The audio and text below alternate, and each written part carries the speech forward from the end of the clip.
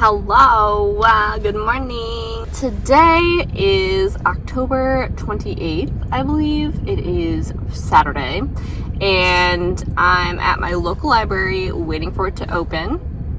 It is 8:06, they open at 9, but I wanted to talk to you really quick about the 3 books that I read in October. Boo. Listen, I know normally I read like 10 to 12 books in a month. So what happened this month? Well, we'll get to it, trust me. We started off the month very strong. I read my first Sally Rooney book, Normal People, and I loved this. If you do not know, this is basically a contemporary fiction love story about 2 people who fall in love but kind of just can never really be together, starting in high school all the way throughout the end of their college experience. So for quite a few years, it's just them falling in love, losing touch, miscommunication. It's just a very realistic depiction of a relationship, I would say. And I loved the main characters. I was so surprised by this because usually that is not exciting to me. I am a thriller mystery girly. I love a lot of things happening. I love a good plot, and this is very much character driven, very much just everyday life.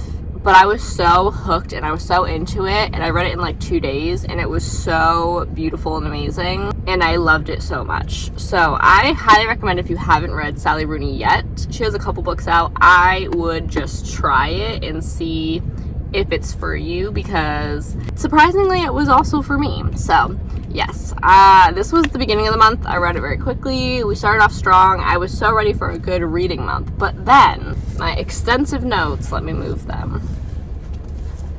I read House of Leaves by Mark Z. Danielowski. If you do not know, this book is massive. This book is a horror novel about 4 narratives layered on top of each other. The main book is a manuscript that our main character Johnny finds in this old man's house after he dies. Okay, so the manuscript is the old man analyzing a documentary that seemingly doesn't exist called The Navidson Records.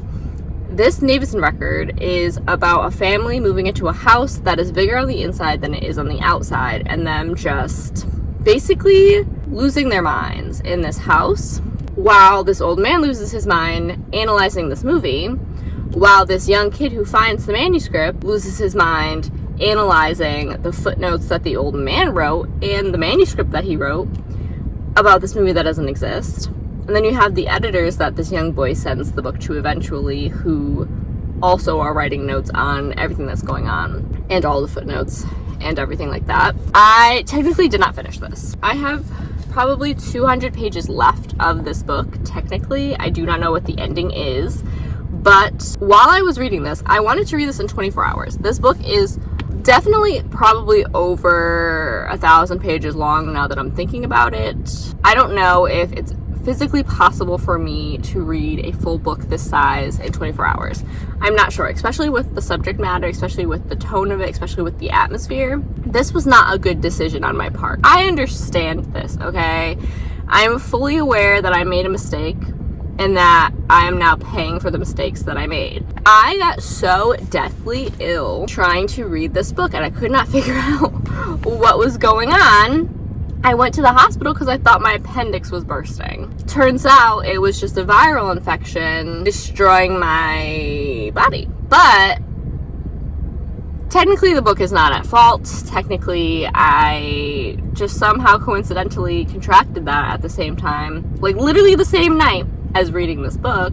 But in that case, I sense bad vibes. But with all that being said, in the traumatic experience behind me, this book is very good. It is extremely well crafted. It is kind of genius. The way that you have to read this book is such an experience, and I gave it 5 stars, even though I technically DNF'd it, and I have 200 pages left of it. I read the majority of it, so nobody can tell me that I did not read this book, because I definitely did. If anybody would like to spoil me and tell me what happens in the last 200 pages, I would love it, because you try to look up spoilers for this, and like not many people have actually read the whole book. So I don't know, but I'm giving it 5 stars at the end of the day. With that being said, I was ill for many weeks throughout this month, and that is probably why I did not read as much as I would like to. And then as soon as I tried to force myself to read the big monster book in one day, that put me into a very big reading slump. So basically within the last few days, I finished Survive the Night by Riley Sager. Just a simple thriller, going back to my roots. These are the types of books that I normally gravitate towards. This book is about a young girl whose best friend gets murdered on her college campus, and she's her best friend, she's her roommate.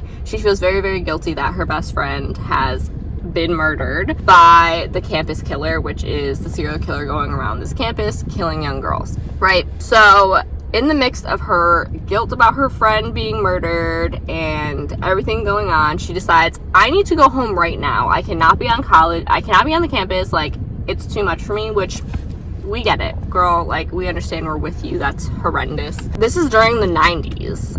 I'm pretty sure it's set in 1991. There are no cell phones, there are no technology. So she signs up for a ride sharing thing, basically, which back in the day was just a piece of paper on the bulletin board with your phone number that you take, you know, very simple.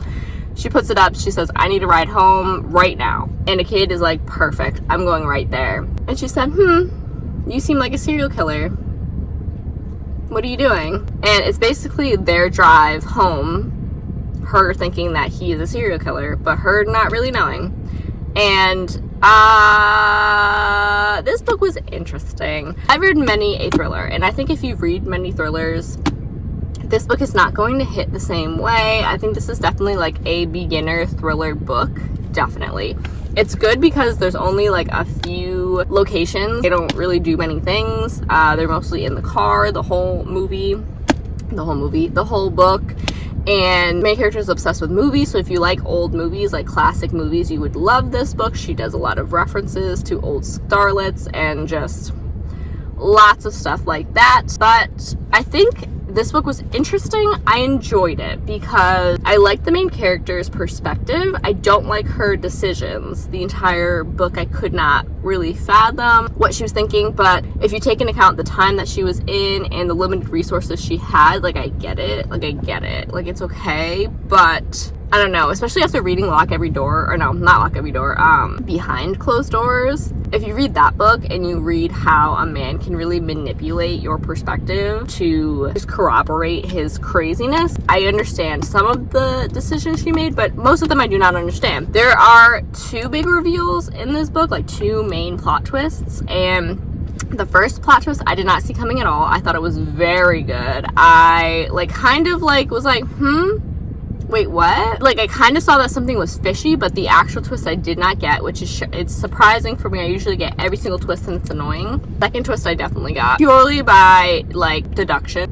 For that, I gave this 3 out of 5 stars. Those are the 3 books that I read. What am I going to be reading for November, you may ask? You didn't ask, but this video is going to be way too short if I don't tell you. So, I'm going to go into the library now, and we're going to see what gems I find.